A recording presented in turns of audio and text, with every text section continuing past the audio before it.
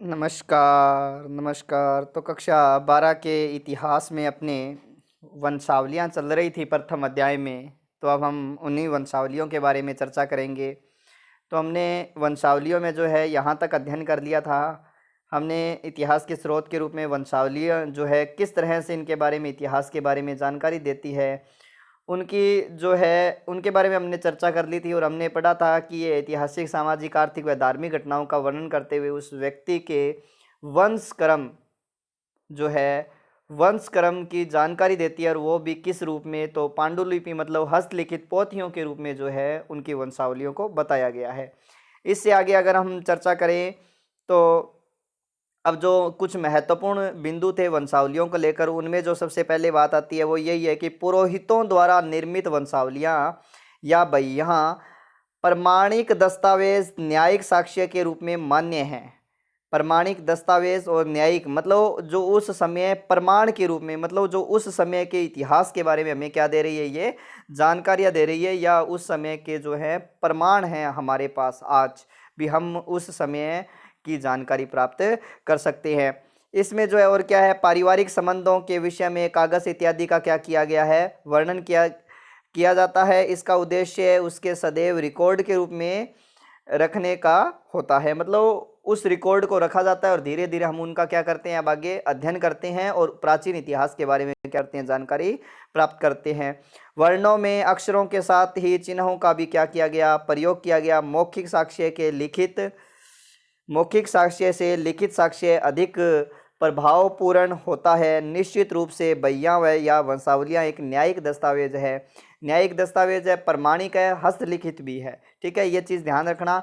एक तो पहले क्या क्या याद रखनी है आपको भी, ये किस किस स्थिति के बारे में जानकारी देती है, उसके बाद में यही है न्यायिक भी है, प्रमाणिक भी है। ठीक है, और भारतीय साक्ष्य अधिनियम 1872 के अनुसार वंशावलियों, बहियों इत्यादि को सुसंगत न्यायिक तथ्य के रूप में क्या किया गया है, स्वीकार।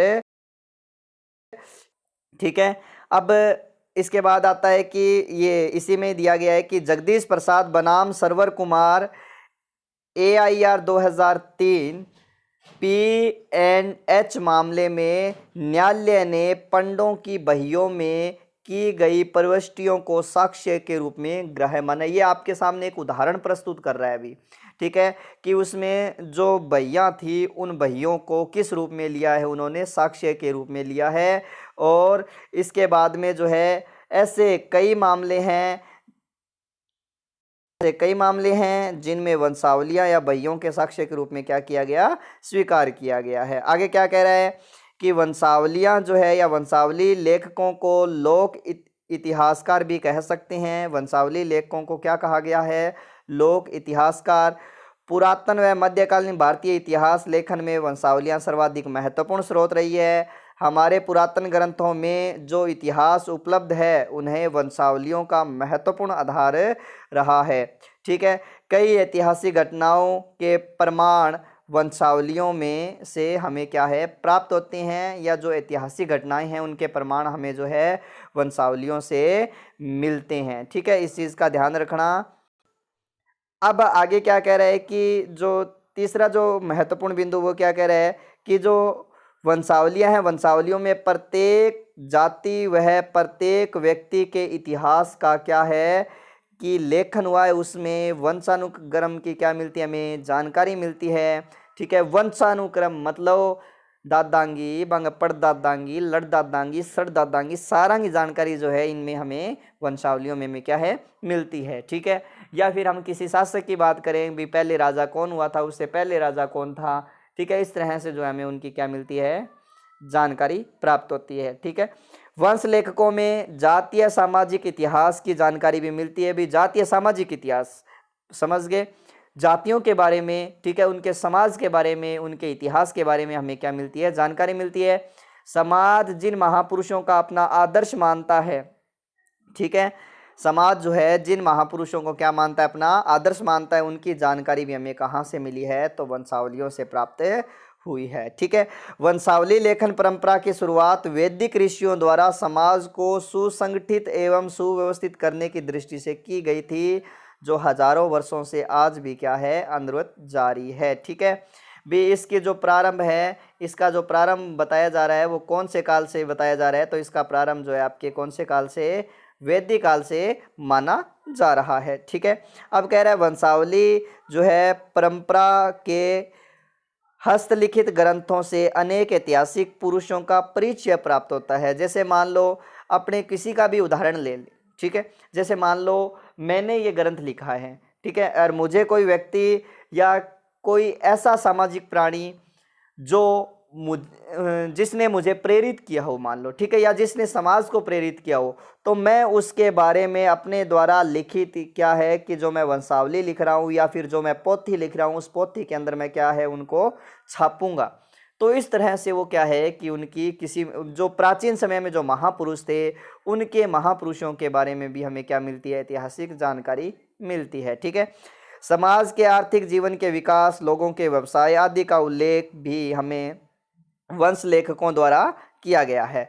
वंशावली लेखन जो है, लेखक एक निश्चित समय तक व्यक्ति के आवास पर ही निवास करके इनका लेखन करता था। ये चीज़ देखो कितनी अच्छी बता रखी है कि मान लो अगर किसी ऋषि के बारे में उन्होंने लिखना है, ठीक है, या किसी ऋषि की या फिर किसी समाज की जानकारी देनी है, तो वो क्या करता, जो व्यक्ति इन वंशावलियों को लिखता वो उसी समाज में रहकर इनको लिखा करता था। ठीक है, उसी समाज में क्या करता, रहकर यह इन वंशावलियों को क्या करता था, लिखा करता था। ठीक है, ये कितनी अच्छी बात है। देखो अब इसके बाद में आगे क्या है कि इसीलिए उसमें यथार्थता दिखाई देती है। वे सत्यता का भी है जब हम उसका आंखों देखा वर्णन लिखते हैं। ठीक है, जैसे मान लो मैं कोई भी उदाहरण लूँ, जैसे मान लो आपको प्रसिद्ध है राजस्थान का प्रसिद्ध युद्ध हल्दी घाटी का युद्ध।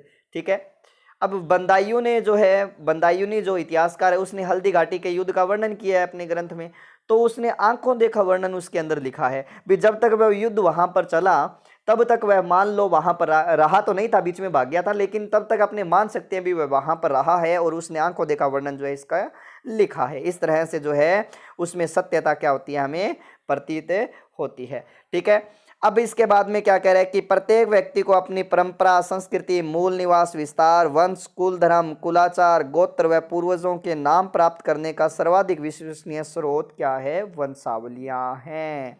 ठीक है, भी जाति, धर्म जो भी है उनके बारे में या उनके साम्राज्य के विस्तार के बारे में, उनके मूल निवास स्थान के बारे में, उनके कल्चर के बारे में जानकारी जो है हमें कहाँ से प्राप्त होती है, तो वंशावलियों से प्राप्त होती है। वंशावलियों द्वारा धर्मांतरित हिंदुओं को अपनी जड़ों का परिचय देकर आपसी विद्वेष को कम किया जा सकता है। इसमें धार्मिक उन्माद और अलगाववाद को कम करके देश में सांप्रदायिक सहयोग और सद्भावना की भावना को बढ़ावा मिल सकता है। जैसे मान लो ये प्राचीन उदाहरण दे, ठीक है, प्राचीन उदाहरण देकर जो है आज के समाज में जो सांप्रदायिक सहयोग है, सद्भावना है, ठीक है, उसको हम आज भी क्या कर सकते हैं, बढ़ा सकते हैं। संप्रदाय के आधार पर एक दूसरे का सहयोग हमें प्राप्त कर सकते हैं। पुराणों में भी जो 5 लक्षण विषय बताए गए हैं उनमें वंश रचना वह वंशानुचरित्र प्रमुख लक्षण के रूप में क्या किया गया है, अंकित किया गया है। ठीक है, वंशानुचरित प्रमुख लक्षण के रूप में अंकित उसमें जो है किया गया है। अर्थात यह श्लोक भी पढ़ लेना, मुझे संस्कृत नहीं आती है। सगृश्च प्रतिसर्च वंशो मनवंत्राणी च वंशानुचरित्र चैव पुराणम पंचम लक्षणाम। ठीक है, इस तरह से अर्थात इसका अर्थ दिया हुआ है, अर्थात सृष्टि का सर्जन, प्रलय का आवागमन, वंशों की रचना, काल अवधि की गणना एवं वंश चरित्र की चर्चा करना। इस प्रकार हम कह सकते हैं कि वंशावलियों के माध्यम से हमें इतिहास के महत्वपूर्ण तथ्यों के बारे में क्या मिलती है, जानकारी प्राप्त होती है। तो इसी के साथ साथ ही आपका जो धर्मेतर साहित्य वंशावलियां थी वो भी यहाँ पर क्या होता है, पूर्ण होता है। ठीक है, ये हमने पढ़ ही लिए थे, स्मारक सिक्के वगैरह, शैल चित्र वगैरह। अब इसके बाद में आता है जो आपका टॉपिक है वो ये है कि वैभवशाली भारत की उपलब्धियां।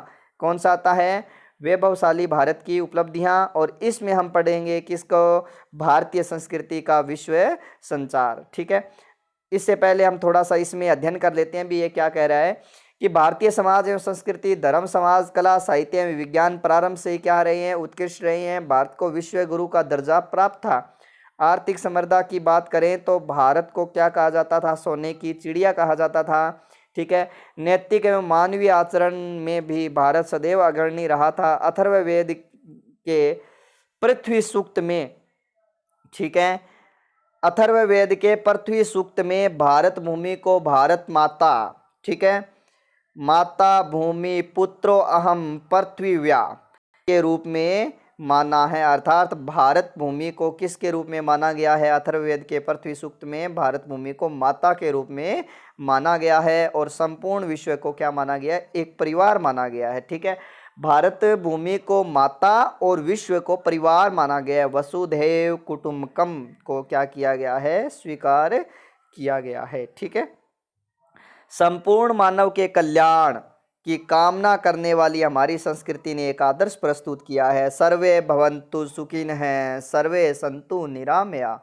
ऐसे कई उदाहरण हैं जिनसे प्रकट होता है कि हमारा अतीत अत्यधिक क्या रहा है? वैभवशाली रहा है। भारत की इन उपलब्धियों का बिंदुवार विवरण जो है हम किस में करेंगे? भारतीय संस्कृति का विश्व संचार के अंदर। इसमें देखो, अगर हम बात करें तो प्राचीन काल में जिन संस्कृति ने अपना संपूर्ण विश्व में संचार किया वह है भारतीय संस्कृति, और जो है भारतीय संस्कृति, और यह संचार सैनिक आक्रमण नहीं अपितु सांस्कृतिक विनिमय के रूप में स्वीकार किया गया। मतलब समझ गए भी, भारत पर जो है, भारत ने जो है, जरूरी नहीं है कि भी सैनिक आक्रमण करके ही अपनी संस्कृति का विश्व में प्रचार प्रसार किया है, बल्कि संस्कृति खान पान रहन सहन जो यहाँ का जो वेशभूषा है उसका विदेशों में क्या किया गया? प्रचार किया गया। जो यहाँ के धर्म है, रीति रिवाज है, उनको विदेशों में क्या किया गया? उनका विनिमय किया गया। ठीक है ना।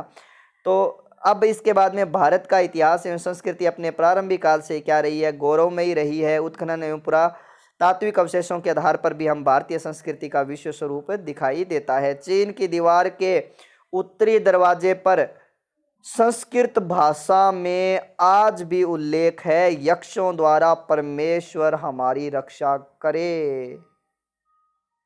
देखो, चीन की दीवार पर आज भी जो है क्या लिखा हुआ है? यक्षों के द्वारा परमेश्वर हमारी क्या करे? रक्षा करे।